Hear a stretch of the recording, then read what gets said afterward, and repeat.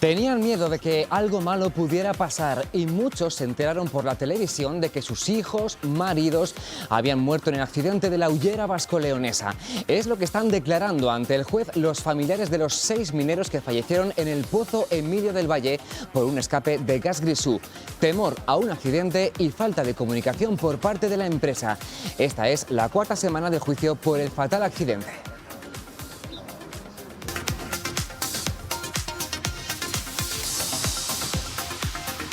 ¿Qué tal? ¿Cómo están? Buenos días. Después de los acusados y de los testigos, hoy hemos escuchado a los familiares de los 6 mineros que murieron en el accidente minero de 2013. Las declaraciones han ido tan rápido que ha habido que suspender la sesión hasta que llegaran los siguientes citados. Enseguida estaremos en León para que nuestros compañeros nos cuenten cómo van esas declaraciones. Por cierto, que esta tarde los letrados de la Administración de Justicia vuelven a reunirse con el Ministerio de Justicia para intentar poner fin a esa huelga indefinida. La cita es esta tarde. Como decimos, es el tercer intento después de que el anterior, una reunión de más de 15 horas, no sirviera para nada. En unos minutos hablaremos con la delegada en Castilla y León de una de las asociaciones de letrados de justicia. Mañana martes conoceremos el dato confirmado del IPC del mes de febrero. Sabremos cuánto han subido los precios este mes, pero hoy vamos a fijarnos en lo que cuesta llenar el depósito y en un cambio de tendencia que los conductores vienen notando últimamente. El precio del diésel está bajando a pesar del veto ruso y del fin de la bonificación del gobierno, y el que sube es el precio de la gasolina. Hoy vamos a estar en una estación de servicio de Palencia para comprobarlo. Y también mañana martes es el Día Mundial de las Enfermedades Raras. Son miles de patologías muy variadas y que afectan a menos de 5 personas por cada 10.000 habitantes.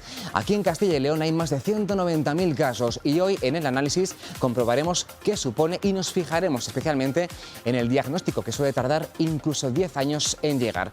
Con estos y otros asuntos comienza ya Está Pasando.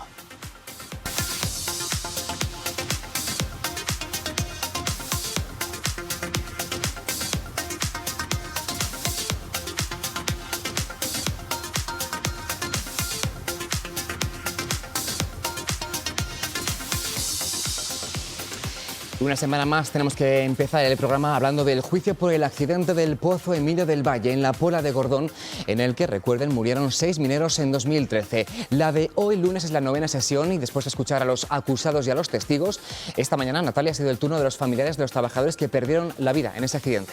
Eso es, continúa ahora mismo ese juicio de la Hullera vasco-leonesa.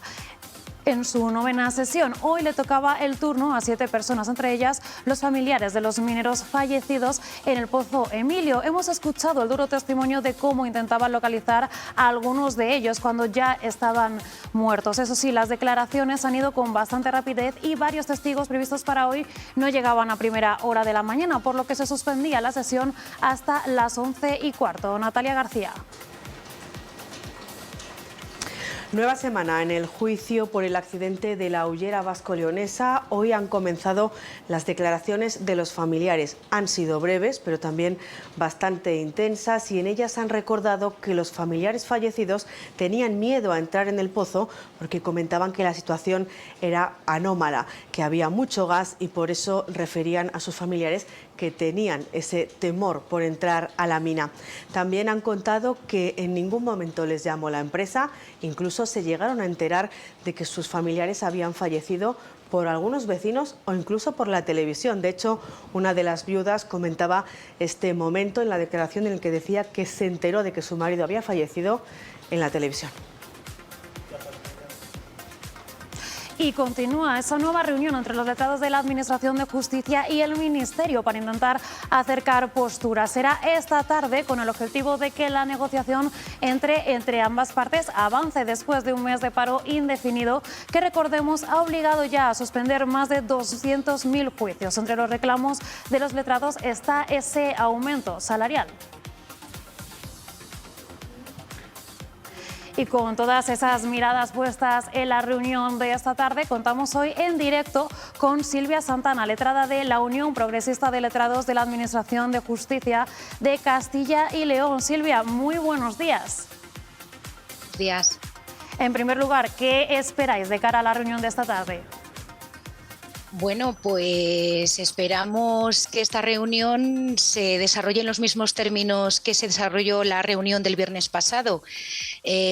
Por lo menos se mostró por parte del Ministerio de Justicia una voluntad de querer negociar, de querer poner fin al conflicto. Por parte del comité de huelga tienen tendida la mano y hay pues sobre la mesa una propuesta, una contrapropuesta.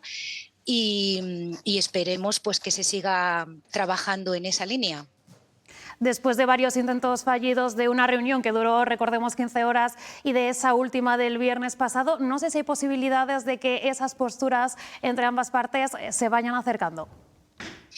Esperanza tenemos porque es cierto que el viernes se vio un cambio de actitud por parte de las personas que están negociando esta solución al conflicto por parte del Ministerio de Justicia, es decir, hubo un talante totalmente distinto a la reunión inicial del jueves 16 de febrero y por lo tanto por parte de los letrados lo que tenemos es mucha esperanza en que esas negociaciones se desarrollen pues con la calma y con la calma necesaria. Lógicamente el conflicto está desde el 24 de enero y se le tiene que dar una solución más pronto que tarde, pero que no tenga ningún tipo de elemento externo distorsionante, sino que realmente sea Ministerio y representantes de los letrados, que es a través del comité de huelga, los que realmente lleguen a una solución que sea satisfactoria para ambas partes. Hemos dado antes la cifra de juicios cancelados en España desde que comenzó esta huelga. ¿Qué consecuencias ha tenido aquí para Castilla y León? Pues para Castilla y León pues se puede extrapolar igual que en España, pues aquí efectivamente pues la gente pues no ha podido celebrar los juicios que posiblemente lleven meses esperando que se celebren, pero no solo los juicios, pues cualquier tipo de actuación, de diligencia, de pues eso, los mandamientos de devolución que a lo mejor estaban esperando para poder cobrar, pues se han paralizado. Sí que es cierto que por parte del comité de huelga desde la semana pasada se formuló una recomendación en el sentido de que los pagos de pensiones alimenticias o indemnizaciones de análoga característica pues se fueran emitiendo, y por parte del cuerpo de letrados aquí en Castilla y León me consta pues que sí que de alguna manera se está haciendo, porque nosotros no tenemos ningún interés en perjudicar a la ciudadanía, todo lo contrario, es decir, somos servidores públicos, queremos volver a nuestros despachos cuanto antes y seguir con nuestro trabajo cotidiano, pero evidentemente si los letrados de la Administración de Justicia, los juzgados se paran y por lo tanto se genera un perjuicio indeseado, pero sí que se genera un perjuicio, con lo cual es un elemento a tener en cuenta para que esta solución llegue lo más pronto posible. Pues muchísimas gracias por habernos atendido esta mañana. Estaremos muy pendientes de lo que pase esta tarde en la reunión. Silvia, gracias. Gracias a vosotros. Hasta luego. Hasta luego. Y tenemos una última hora. El juzgado de lo penal de Soria ha condenado finalmente a ese hombre que dio una bofetada, si recuerdan, en un vídeo en streaming en TikTok que estaba realizando esa emisión en directo. 1 año de prisión. Le condenan a un delito de malos tratos contra la mujer. Tendrá prohibido además acercarse a menos de 300 metros de la víctima durante 3 años. Y la Guardia Civil rescata el cadáver de un montañero en el pico de Curavacas, en Palencia. El rescate fue a pie, a 2.000 metros de altura y en unas condiciones muy complicadas debido a la nieve y a las extremas temperaturas. Fue a las 12 menos cuarto de la noche cuando finalmente 2 componentes especialistas de montaña localizaban el cadáver del hombre de 49 años. Cambiamos de asunto. El presidente de la Junta, Alfonso Fernández Mañueco, visitaba esta mañana la bodega Tierra Aranda, que celebra hoy su 60 aniversario. Ha sido un acto homenaje a los 145 socios que la forman actualmente y ha tenido una fuerte carga simbólica, una fiesta donde se ha hecho hincapié en el pasado y el futuro de la bodega, una unión entre distintas generaciones que han trabajado durante esos 60 años y el lugar que ocupan en Ribera de Duero. Y el precio de la gasolina no nos da ningún respiro. Parece que se confirma ese cambio de tendencia y por tercera semana consecutiva el precio de la gasolina está por encima del diésel, después de un año dándose una situación contraria. La gasolina sigue encareciéndose y el diésel abaratándose. Cristina Pastor, estás en una gasolinera. Buenos días. Pues nos encontramos en una gasolinera de Palencia, concretamente en Gasolinera Suances. Y como pueden ver en el cartel, el precio del diésel a día de hoy está a 1,59 €. Hace tan solo una semana el precio estaba establecido en 1,63 €, así que ha bajado alrededor de un 3% más o menos. Otra de las cosas que parecía impensable hace una semana era que el diésel pudiera estar más bajo que la gasolina debido al veto que se ha establecido a Rusia. Queremos conocer de la mano del dueño de esta gasolinera, de Manuel Suances. Hola, Manuel. Hola, buenos días. Bueno, ¿a qué atribuyen ustedes el hecho de que el diésel esté ahora más bajo de precio que la gasolina, cuando parecía impensable hace esto una semana? Yo creo que las petroleras tienen mucho combustible diésel y entonces la única manera de sacarlo es abaratar precios, porque la tendencia del mercado a día de hoy, exactamente a día de hoy, es de subida otra vez. Entonces yo creo que lo que quieren hacer es sacar estocaje y por eso es la bajada del precio. Sí, porque nos decía que no nos podemos alegrar mucho todavía los dueños, propietarios de coches diésel, porque parece que sí que va a subir, ¿no? ¿Usted lo ha podido comprobar esta mañana? Yo creo que sí, porque según la tendencia en el mercado ahora mismo, consultada esta mañana, está otra vez en efecto subida. Estamos hablando de que igual hay una diferencia de 10 € tonelada que ya empieza a considerarse subida fuerte. A día de hoy todavía podemos venir los conductores de coches diésel pues un poquito más tranquilos, porque hemos calculado que habrá más o menos de diferencia entre el diésel y la gasolina. Pues hablamos aproximadamente un 2%, un 2-3%, depende de días. Ante esta situación, no sé si aquí ustedes, que ven cada día pasar pues muchos conductores con muchos vehículos, no sé si habrán notado que hay como un cambio de tendencia y la gente opta por comprarse coches de combustión gasolina más que diésel. El mercado ya desde hace muchísimo tiempo tiende a la gasolina. El diésel se ha dejado un poco apartado porque da muchas más facilidades a la gasolina y al híbrido. Entonces, descartando aquí lógicamente el eléctrico. Entonces yo creo que eso es un poco la tendencia de venta de vehículos. Se ven muy pocos coches diésel, poquísimos. Están un poco demonizados también por el tema de la contaminación. Sí, yo creo que sí, que ahí se les aparta un poco y entonces es por eso, porque la gasolina vuelve a resurgir otra vez, además le da más posibilidades con el híbrido. O sea, que es un poco la tendencia que hay ahora mismo en el mercado, ya he dicho antes, en venta de vehículos. Bueno, no sé, quizá hoy debemos de aconsejar a nuestros espectadores, Manuel, que opten por venir a repostar diésel si es que tiene un coche diésel, porque va a subir, ¿no? ¿Más o menos para cuándo? Sí, yo creo que ya a partir de hoy va a empezar la tendencia de subida, según cálculos de las petroleras, no cálculos míos. Entonces yo creo que esta buena noticia va a durar poco tiempo. Se conseguirían buenos precios si, por ejemplo, Arabia Saudí se la dejara aumentar la producción. Ahora, ¿qué ocurre? Que Rusia lo domina, exporta mucho a China y a Japón, y pues ahí hay un control de precios muy grande y está Arabia Saudí un poco en segundo plano, que ya digo que si le dejara aumentar producción seguro que bajaría el precio en el poste. Pero son cuestiones políticas que ahí ya no podemos entrar. Poco podemos hacer nosotros más que informar y pues eso, que vengan a echar diésel estos días. Manuel, muchísimas gracias y ojalá se solucione. Muy bien, ojalá se solucione todo y todo vaya bien para todo el mundo, que es nuestro deseo. Gracias.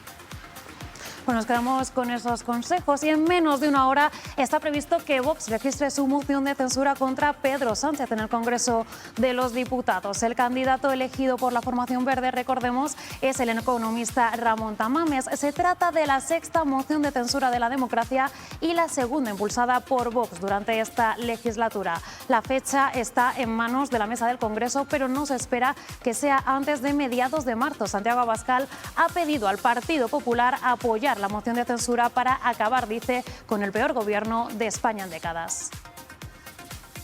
Más o menos discutible. Yo creo que...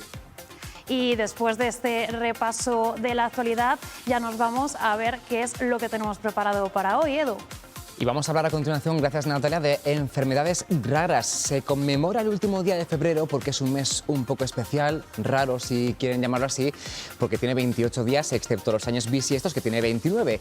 Mañana martes es el Día Internacional de las Enfermedades Raras. poco frecuentes. Se cuentan por miles y se caracterizan porque afectan a poquitas personas, razones por las que están menos estudiadas y hay también menos tratamientos. Encima, el diagnóstico suele tardar en llegar varios años, a veces más de una década. Así que cada mes de febrero es un buen momento para reflexionar sobre todo esto y también para recordar cómo lo viven los pacientes y sus familias. Solo aquí en Castilla y León hay más de 190.000 personas con alguna enfermedad rara. Enseguida vamos a darles los datos, pero antes les presento como siempre a quien nos va a ayudar un poquito a acercarnos a esa realidad. Es Yolanda de la Viuda, que es presidenta de la Asociación de Ayuda a la Dependencia y Enfermedades Raras de Castilla y León. Yolanda, buenos días. Hola, buenos días. ¿Cómo te encuentras? Bien. Cuéntanos un poquito, aunque ahondaremos enseguida un poquito más, a qué se dedica la asociación en 2 pinceladas antes de continuar con el programa. Bueno, nuestra asociación es una asociación meramente reivindicativa en la que reivindicamos todos los derechos de nuestros hijos e hijas menores de edad, en todos los ámbitos, en el social, en el educativo y en el sanitario. Y también en el ocio, por supuesto. De eso hablaremos también, porque es un aspecto que me ha llamado la atención y que luego abordaremos. También haremos especial hincapié en el análisis, en el tema del diagnóstico. Lo haremos con un investigador del Instituto de Salud Carlos III que ha cuantificado ese retraso en el diagnóstico del que les hablaba antes. Será en unos minutos. Antes, Natalia, como siempre, vamos a poner un poco en contexto qué son las enfermedades raras y a quiénes afectan. Sí, hablamos de enfermedades raras, pero también se las conoce como enfermedades poco frecuentes. Ahí está una de las claves. Una enfermedad es rara cuando afecta a menos de 5 personas por cada 10.000. Hay identificadas unas 7.000 enfermedades raras diferentes, incapacitantes en mayor o menor medida, que están agrupadas por criterios como la causa o qué parte del cuerpo está afectada. Lo que también se sabe es que en el 70% de los casos su origen es genético y que en 2 de cada 3 aparecen en la infancia. Si hay 5 casos o menos por cada 10.000 habitantes, ¿cuántas personas tienen una enfermedad rara? Se estima que entre un 6 y un 8% de la población. Eso supone casi 4 millones de personas en España, más de 190.000 en Castilla y León. Mañana es el Día Mundial de las Enfermedades Raras y este año con el lema "Haz que el tiempo vaya a nuestro favor". ¿Por qué? Pues porque, según los estudios, hasta que estas personas saben que tienen exactamente, pasan de media 4 años. Y en 2 de cada 10 casos el diagnóstico tarda más de una década. El objetivo es frenar las dificultades de acceso en equidad a este diagnóstico y el tratamiento. El colectivo sin diagnóstico es aún más vulnerable porque ni recibe terapia ni sabe cómo evoluciona la enfermedad. La investigación es la otra clave para estas personas. La medicina de precisión o medicina personalizada viene a dar respuesta a sus demandas. Este año termina el proyecto IPAD-FEMómica, que ayuda a diagnosticar casos que han pasado por el sistema de salud sin poder dar con la enfermedad. Y la Federación Española de Enfermedades Raras reclama que España impulse la investigación destinando 1,25% del Producto Interior Bruto. Gracias, Natalia. Y quiero preguntar primero a Yolanda, con todos estos datos de todo lo que hemos escuchado acerca de las enfermedades raras, ¿qué es lo que destacan? ¿En qué debemos fijarnos con motivo de este Día Mundial que se celebra mañana martes? Son muchos datos de diagnóstico, de enfermedades, de investigación. ¿Con qué nos quedaríamos a la hora de reivindicar este año, en 2023, este día? Pues a nivel sanitario con algo que es ahora mismo imprescindible. Necesitamos que se reconozcan el Gobierno central las especialidades pediátricas por una sencilla razón. Porque cuando nace un bebé, en el caso nuestro, nuestras asociaciones de menores, primeramente hay niños que se les ve nada más nacer antes de salir del hospital que tienen una enfermedad rara, pero muchos de ellos no. Entonces pasas un calvario porque vas al pediatra, al principio el pediatra de primaria no lo ve claro, vas yendo sucesivas veces hasta que ya se nota que el niño o la niña tiene algo que no está funcionando, no está evolucionando como en un niño de evolución típica. Te manda el especialista, normalmente suele ser un neurólogo, y esto es muy importante porque España se gasta muchísimo dinero en formar a los especialistas pediátricos. Y les tenemos que valorar porque los especialistas pediátricos hacen como de detectives. Cuando les llega el niño, ellos observan, cogen datos y a través de esos datos le mandan al investigador y al genetista la sospecha que ellos pueden tener que ese niño o esa niña tenga de enfermedad rara. Sin estas especialidades, pues es muy raro o será muy complicado llegar a un diagnóstico. Hay que apostar por la investigación, pero la base principal es tener buenos especialistas pediátricos. Les tenemos, indudablemente reconocemos muchísimo la labor del pediatra de primaria, pero nuestra reivindicación principal es que España reconozca las especialidades pediátricas para que se pueda seguir avanzando en la investigación. Esto pasará también con los adultos, luego profundizaremos un poquito más en el tema del retraso en el diagnóstico, pero claro, si pasa con un adulto, me imagino que con un niño tiene que ser terrible. Llevarle al pediatra, al médico, que tenga unos síntomas, que crea que es una cosa, que se hagan pruebas, que no sea, que no funcione, que sea ese rosario que para un adulto es terrible, para un niño tiene que ser muchísimo peor, ¿no? Pues mira, es como que te entra un tsunami en tu vida y arrasa con toda tu vida. Pero nosotros en nuestra asociación tenemos todavía entre 15 y 25 niños sin diagnóstico en edades comprendidas entre los 9 y 14, 16 años. Con muchos estudios genéticos. Mi caso personal, mi hija, hemos tardado 11 años en un diagnóstico con una enfermedad ultra rara, porque hablamos de enfermedades raras, pero no nos olvidemos de las ultra raras, que a veces solo hay una persona en el mundo, al menos en el registro, algunas veces 3. Entonces, pues repito, es como un tsunami. Yo digo que nuestra vida es como las 4 estaciones de Vivaldi, por una sencilla razón, porque cuando te llega la noticia y te llega el diagnóstico, es un invierno crudo, duro, que la nieve te congela. Cuando llega el otoño es cuando empiezas a tomar conciencia de lo que te está pasando. Y la primavera es cuando ves que a base de terapias y de los buenos profesionales que tenemos en medicina, en educación y en servicios sociales, va saliendo adelante gracias a ellos, porque necesitamos mucho apoyo, sobre todo apoyo psicológico. Y el verano es cuando les ves reír, no les ves ingresados y les ves disfrutando como cualquier niño, porque realmente un niño es lo que se merece, reír y disfrutar. Bueno, pues primer mensaje de esta mañana. La primavera llega y el verano también. Has mencionado a tu hija, que creo que está con nosotros, ¿no? No. Pensaba que había venido. Vale, no, en cualquier caso... La que está en plató es la mayor. Sabía que teníamos una hija de espectadora. Cuéntanos un poquito el caso de tu hija, tu experiencia personal con ella, con su enfermedad ultra rara, ¿no? Me decías, sí. ¿Qué notasteis? ¿Cómo se diagnosticó? ¿Cómo han pasado esos 11 años? ¿Y cómo estáis ahora? Pues mira, fue rarísimo porque nació a través de una cesárea y no me preguntes el por qué. En el momento que me la pusieron en mi pecho yo noté que algo iba mal. Y los pediatras y todo el mundo me decía que era una niña fenomenal, 3,2 kilos, cognitivamente estaba perfecta, pero yo notaba que solo dormía y dormía, y un bebé demanda. Entonces ahí empezó mi calvario. Empecé con la pediatra de primaria, ella me apoyó muchísimo porque también notaba algo raro. Miriam iba bajando de peso y pesó 3,200 y llegó a quedarse en 2,2 kilos. Y al final, una de las mañanas, cuando yo la voy a recoger de la cuna, estaba como en un coma. Yo creía que había sido una muerte súbita. Yo llegué al hospital con el pijama y todo hecho pis, con un ataque de nervios. Mi hija mayor estaba conmigo y la pobre lo pasó también con un ataque de ansiedad. Se empezó a sospechar que era un tumor cerebral, se le hizo una resonancia y en la resonancia fue a peor porque ahora sabemos que ya no admite ningún tipo de anestesia. Entonces ahí empezó mi odisea.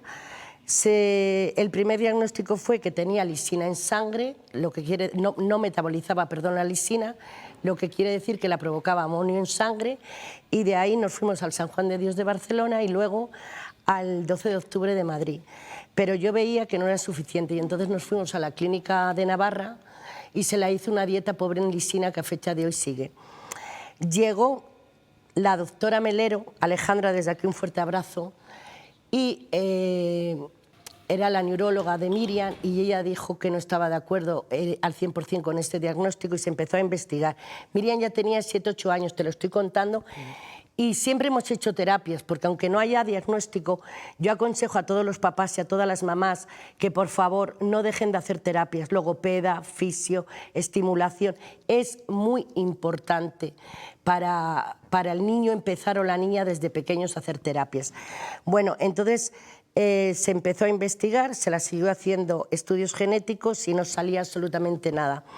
Y cuando se inauguró aquí el Centro de Diagnóstico Avanzado de Salamanca, se envió el estudio genético de Miriam y dio una hipoplasia pontocerebelosa tipo 2A. En la actualidad solamente había habido 81 familias, estaban todas fallecidas, todos los niños, y Miriam era la única superviviente aquí en España. ¿Qué consecuencias tiene? Pues que puede morir de muerte súbita en cualquier momento porque su cerebelo va menguando. Quiero decir que Miriam es una niña súper feliz, disfruta de todo, tiene una comprensión total y se comunica con una tabla, con un comunicador. ¿Por qué digo esto? Porque cuando hablamos de enfermedades raras, la gente mentalmente se lleva a la cabeza como que no tienen vida, y tienen mucha vida. En una ocasión, un político, que no voy a decir su nombre, cuando conoció a mi hija, me dice: es guapísima Yolanda, y la dije: sí, de momento no echa agua por las orejas, porque no tiene por qué sorprender, son muy guapos todos ellos, que eso es lo de menos, pero sobre todo hacen una vida muy digna, porque los papás y las mamás nos encargamos de que así sea. ¿Qué edad tiene ahora? Va a hacer 15 el 31 de marzo.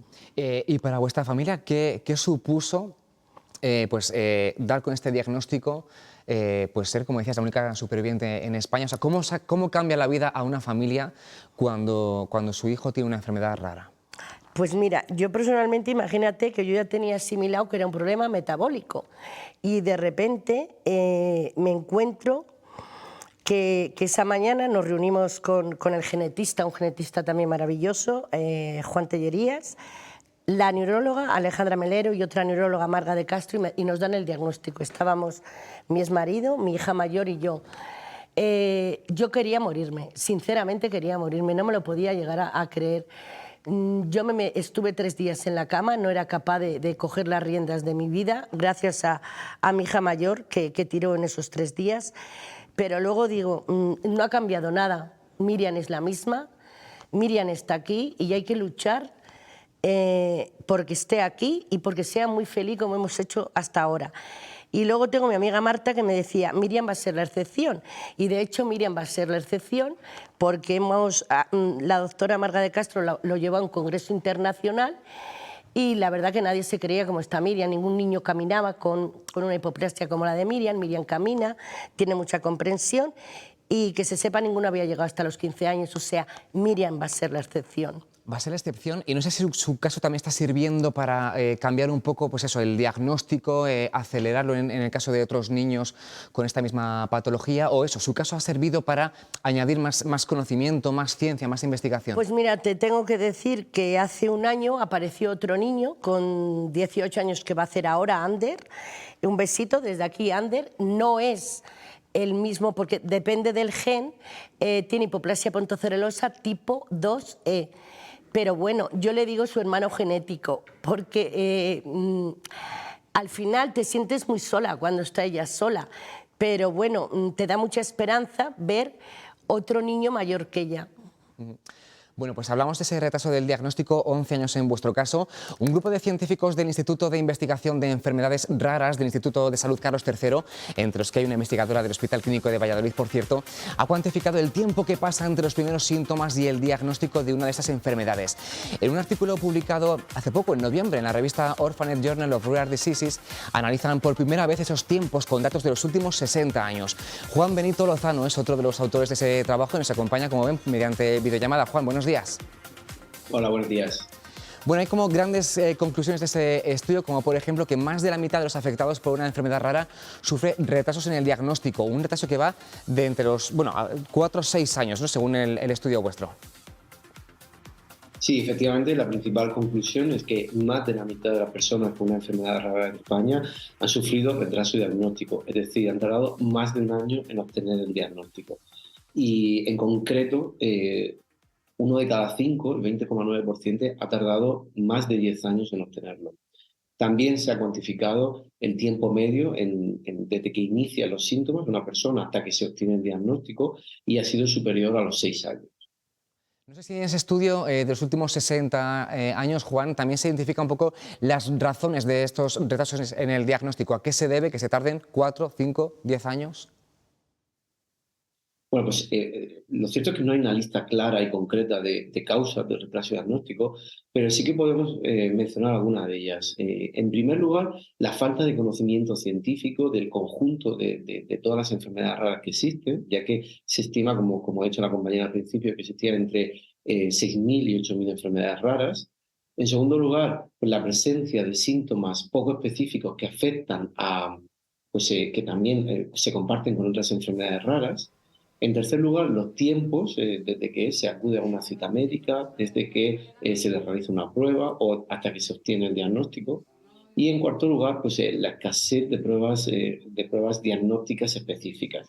También podemos mencionar otras complejidades de los sistemas de salud, ¿no? Como por ejemplo, pues dificultades para encontrar centros especializados o para derivar a pacientes a estos centros.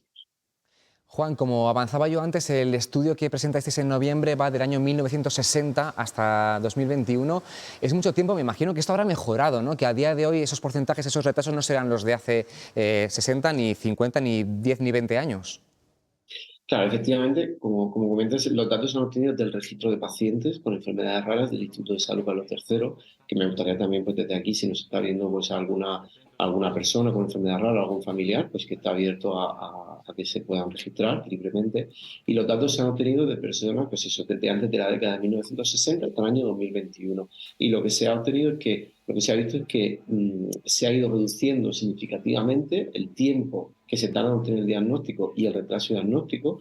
Y por dar un dato, entre el año 2000 y 2018 se ha reducido al 2,95% anual, pero lo cierto es que el tiempo medio sigue siendo superior al año que recomiendan organismos internacionales como el IRDIR, que es el Consorcio Internacional de Investigación de Enfermedades Raras, y por tanto pues todavía estamos lejos aunque las cifras son esperanzadoras, pues todavía estamos lejos de verdad. Claro, ese objetivo que mencionaba ahora Juan, creo que es alcanzar el plazo de 1 año para el año 2027. Esto está ya a la vuelta de la esquina. ¿Va a ser posible llegar a ese objetivo o al menos reducirlo considerablemente? Bueno, efectivamente lo que señala IRDIR que es que todas las enfermedades raras conocidas se pueden diagnosticar en el plazo de 1 año. Ahora mismo, con las cifras disponibles que tenemos a nivel español, pues parece complicado que podamos lograrlo. Cuando faltan solo 4 años, estamos en 2023 y el tiempo medio sigue siendo muy superior. Pero bueno, la cifra, yo personalmente, esto ya es una opinión personal, ¿no? Creo que todavía que va a ser muy difícil, muy complicado lograr este objetivo, pero la parte esperanzadora es que estamos reduciendo, se ve una reducción en estos tiempos en los últimos años. Creo que también están investigando, Juan, qué consecuencias tiene ese retraso en la vida de los pacientes y de sus familias. No sé si nos puede adelantar alguna conclusión de esas consecuencias a nivel social, psicológico, educativo, laboral. Claro, efectivamente, el retraso diagnóstico implica un impacto en la vida de estas personas y también en la de sus familiares, un impacto negativo. Impacta en la calidad de vida, aumentando el estrés, aumentando la ansiedad, aumentando también pues estas dificultades a nivel psicológico que se puedan encontrar las familias. Lo que estamos haciendo es este estudio que es en colaboración con FEDER, que es la Federación de Asociaciones de Pacientes con Enfermedades Raras en España, y también con el CREER de Burgos, que es el Centro de Referencia Estatal de Atención a las Personas con Enfermedades Raras y sus familias. Y lo que estamos haciendo ahora es analizar este impacto a nivel psicológico, social, laboral, educativo y económico, porque lo que se ve es que pues está impactando negativamente y lo que queremos poner es cifras concretas a este impacto. Todavía no te puedo adelantar nada porque estamos ahora mismo, pero sí que me gustaría comentar lo positivo y lo importante de ponerle nombre a una enfermedad, como comentaba antes Yolanda, ¿no? Que, por ejemplo, es poder encontrar a personas que tienen una enfermedad similar y poder también acceder a recursos y ayudas de las asociaciones de pacientes con una enfermedad similar a la que padece la persona o al niño. Pues estaremos también pendientes de esa segunda parte del informe o de esas conclusiones que todos nos hacemos un poco a la idea de lo que puede implicar, pero buscaremos esos datos. Juan, gracias por acompañarnos. Buenos días. Muchísimas gracias. Hasta luego. Bueno, a tenor de lo que decía ahora este investigador, en vuestra familia, ¿qué supuso en el tema educativo, laboral, en el sustento familiar, el diagnóstico? Bueno, pues está claro que uno de los dos tiene que dejar de trabajar. Y en la mayoría de los casos, en nuestra asociación, el 60% nos hemos convertido en familias monoparentales, porque al final, pues, la parte emocional cuenta mucho y te dedicas en cuerpo y alma a tu hijo o a tu hija. Entonces, bueno, pues en el ámbito laboral tienes que dejar todo para dedicarte, porque hay temporadas que a lo mejor tiene ingresos de un mes, luego la recuperación en casa puede ser de otro mes, a lo mejor no tiene un ingreso pero no está bien y tiene que quedarse en domicilio porque su salud no está como para ir al cole. Y a nivel educativo tengo que decir, bueno, cuando Miren empieza el centro base es lo mejor que te puede llegar a pasar, porque hay unos profesionales estupendos que no solo trabajan con los niños, esto es muy importante, sino que te enseñan a ver a tu hijo como lo más importante en tu vida, porque estás en momentos muy bajos y son momentos muy duros. Y luego, a nivel educativo, pues los colegios de educación especial, porque el 80% de nuestros niños, te hablo de nuestra asociación, son grandes dependientes que necesitan totalmente el apoyo de otra persona. Y yo cuando llego a los colegios, Miriam va al Colegio de Educación Especial Público número 1, digo, estoy en mi casa, estoy con los míos. Lo mismo con los profesionales, ATES, fisios, logopedas, dirección del cole, el BEDEL, no quiero dejarme a nadie porque son profesionales maravillosos. Pero sobre todo las familias, somos nuestra familia elegida. Entonces, estoy con los míos. Que es muy duro, pero si solo nos fijamos en lo duro, no avanzamos. Ni ellos, ni ellas, ni nosotros. Tenemos que ser positivos y tenemos que olvidarnos de vez en cuando de la enfermedad, y es muy duro, porque yo todas las mañanas, cuando me despierto, digo, por favor, un día más conmigo. Es muy duro. Y luego yo lo tuve fácil, porque tengo una hija de 36 años maravillosa que ha sido mi mayor apoyo. Y sobre todo lo que yo siempre digo, que no se aísle la familia. El aislamiento es lo peor que les puede pasar. La familia tiene que buscar asociaciones, que las hay muy buenas, entidades que llevan muchos años trabajando con personas con discapacidad.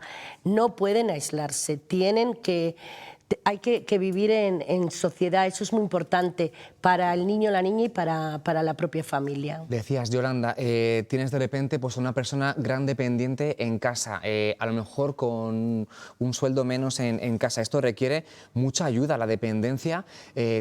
¿Hay ayudas económicas? O sea, ¿de qué tira una familia cuando tiene en casa de repente un gran dependiente, como es el caso de una familia con una persona con una enfermedad rara? Si tiene ayuda económica, si hay ayudas institucionales, ¿a qué recurre? Bueno, pues aquí, en el 2006, en España, se aprueba la ley de dependencia. Yo creo que ha sido una de las mejores leyes. ¿Qué pasa? Que todos sabemos que en el 2012 hubo muchos recortes. Entonces ha sido una ley que nació de bebé, estaba gateando y no la dejaron casi caminar. Entonces es una ley que ya es joven, por decirlo de alguna manera, está en plena pubertad y se necesitan muchas modificaciones a esa ley. Te voy a poner el ejemplo de nosotras cuidadoras en el entorno familiar. La ley da la prestación a cuidados en el entorno familiar en la Comunidad de Castilla y León. Cobramos 412 euros, pero esos 412 euros realmente son para el niño, para los gastos del niño o la niña o del joven. Nosotros realmente las cuidadoras no tenemos sueldo, cotizamos, no tenemos derecho a una baja laboral.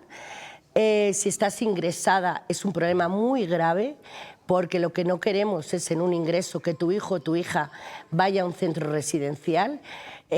Nosotros pedimos una bolsa de profesionales que en caso de que la madre o el padre caiga enfermo, pueda venir alguien a sustituir a esa madre y a esa madre o a ese padre, que no sea la persona dependiente el que tenga que salir de su domicilio, porque ya bastante sufrimiento tiene que en esos días se ha quedado sin su madre o su padre. Entonces eso es muy importante. La ley de dependencia tiene que seguir avanzando y tiene que seguir avanzando pensando en la familia. La familia es el pilar principal de la persona dependiente. Una última cosa, Yolanda. El otro día atendéis mucho a niños, a gente jovencita, y decíais, también hay que incluir actividades de ocio, de deportes, están en la edad. Nos centramos mucho en la patología en sí, pero también hay que atender a sus necesidades sociales. ¿Qué reclamáis en ese sentido? ¿Qué hace falta? Pues mira, nosotros tenemos niños que no pueden salir a un campamento fuera de Valladolid a hacer una noche por su patología de base. Entonces reclamamos campamentos urbanos en la ciudad. Julio y agosto, el verano es larguísimo, la Semana Santa también. Y cuando hablaba Juan, el investigador, del impacto en la familia, llega un momento que estás agotada físicamente y psíquicamente. Claro que tienes ansiedad, el sueño no es controlable, coges sobrepeso o adelgazas demasiado. Necesitamos mucho apoyo, las familias, muchísimo apoyo. Y el apoyo se da teniendo los niños ocio y la familia poder hacer ocio aparte. Porque cuando tu hijo tiene 14 o 15 años, 16, 17, 20, 21, sales solo. Pero los nuestros nunca van a poder salir solos.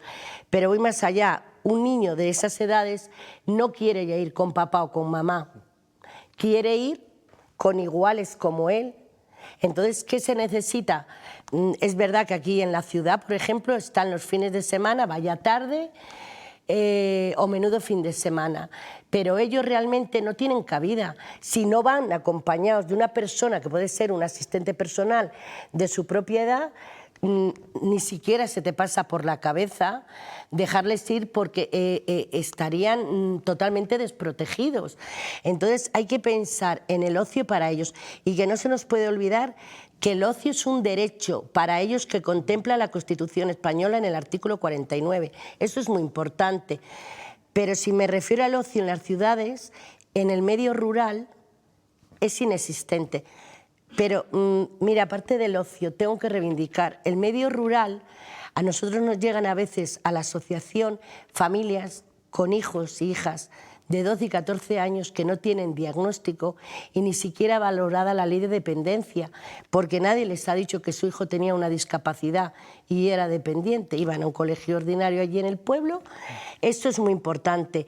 Hay que cubrir las necesidades del medio rural, importantísimo. Pues, me quedo con estos mensajes en el medio rural, del ocio inclusivo también para ellos. Esto da para continuar. Reivindicaciones en vísperas de ese Día Mundial que se celebrará mañana. Esperemos que vuestra experiencia haya servido también en casa para acercarnos un poquito a esta situación. Gracias, Yolanda. Gracias a ti, muchísimas gracias. Mañana nos acordaremos también de este día tan importante. Ahora hacemos una breve pausa y a la vuelta seguiremos pendientes de la actualidad, muy pendientes del paso de la borrasca Juliet por Castilla y León. Hasta ahora.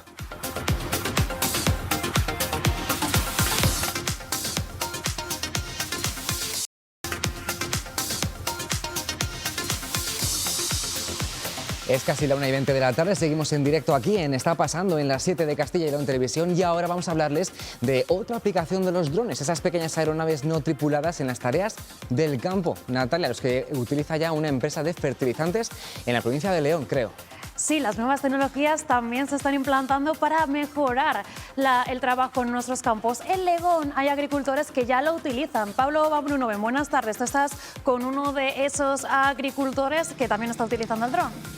Nos encontramos justamente con un dron que está realizando ahora mismo pruebas en el campo para vertir diferentes tipos de productos, y esta es una de las nuevas tecnologías que también se nos acerca al agricultor. Juan nos va a contar un poco más sobre esto. Bueno, buenas tardes. Buenas tardes. Teniendo en cuenta los estreses que ha sufrido nuestros cultivos durante estos últimos meses debido al exceso de lluvia, hemos optado por tratar con 2 productos de la casa Yara mediante dron, debido a que el terreno estaba muy húmedo y pues con una pulverización convencional pues compactaríamos mucho el terreno y sería ya no beneficioso, sino empeoraría el desarrollo de la planta, en este caso el cultivo del trigo que tengo a mis espaldas. Estos 2 productos se basan en productos de bioestimulación. Básicamente lo que hacen es fomentar el crecimiento radicular de la planta y darle un empujón para que pueda absorber muy bien el abono que se le va a aplicar en unas semanas. El uso de las nuevas tecnologías es más caro, pero también se gana en ventaja al fin y al cabo, ¿verdad? Sí, estamos hablando en torno a un 20% o 30% más del coste de una pulverización convencional, pero creo que las ventajas a la vista y agronómicamente como a la hora de rendimiento son, vamos, muy claras. Cada vez en el campo vemos mejores tecnologías que ayudan a facilitar la labor de todos los agricultores, ya sea de una zona o de otra, en este caso de este campo de trigo. Sí, en nuestra empresa, que es Prodelesa, estamos en Santa María del Páramo, intentamos ir de la mano del agricultor innovando todo el día y intentando subirnos en esta tendencia de agricultura 4.0, tanto de forma digital como con nuevas tecnologías como puede ser pulverización de dron.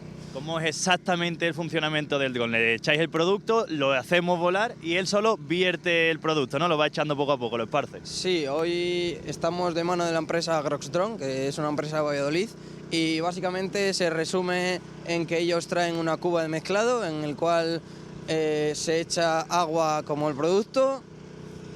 Todo el rato se interviene un proceso de agitación y van recargando el dron porque tiene un depósito pequeño, cada hectárea más o menos, digamos, y la dosis serían unos 30 litros por hectárea, tanto de producto como de caldo. Perfecto, pues muchísimas gracias. Y ya lo sabéis, estas nuevas tecnologías que salen continuamente en el campo pues ayudan a facilitar la labor de todos esos agricultores que tienen al fin y al cabo un trabajo muy duro y muy laborioso.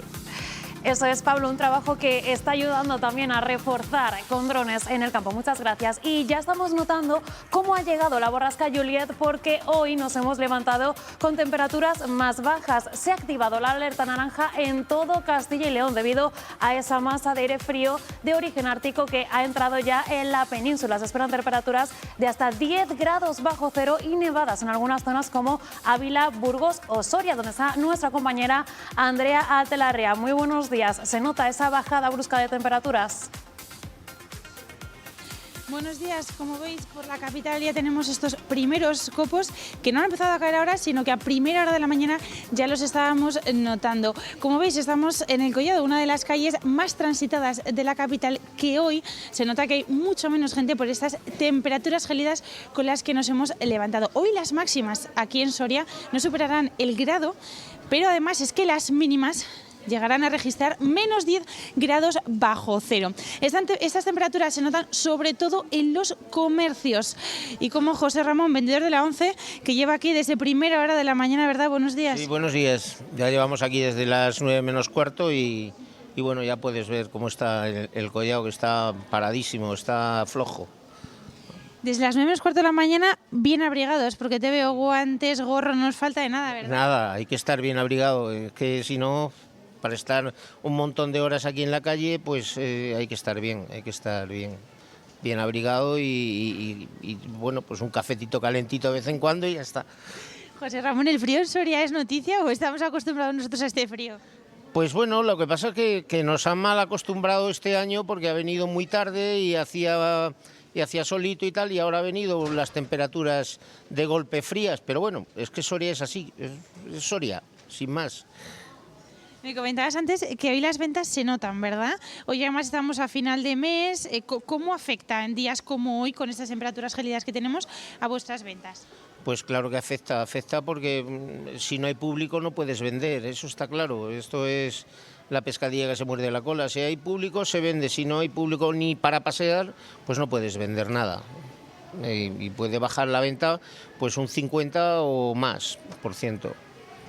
Para los que hoy sí que vemos que siguen pasando por la calle, ¿cómo les incentivamos para comprar, José Ramón? ¿Qué les decimos? Pues, si es que, ¿Cómo lo intentamos días como hoy? pues, lo intentamos de todas las formas, cantando números para incentivarles a que se acerquen, pero si es que no hay gente ni para comprar. Pues es que se mueve muy poquito, lo poquito que se mueve van a lo suyo rápido y ya está, y sin más.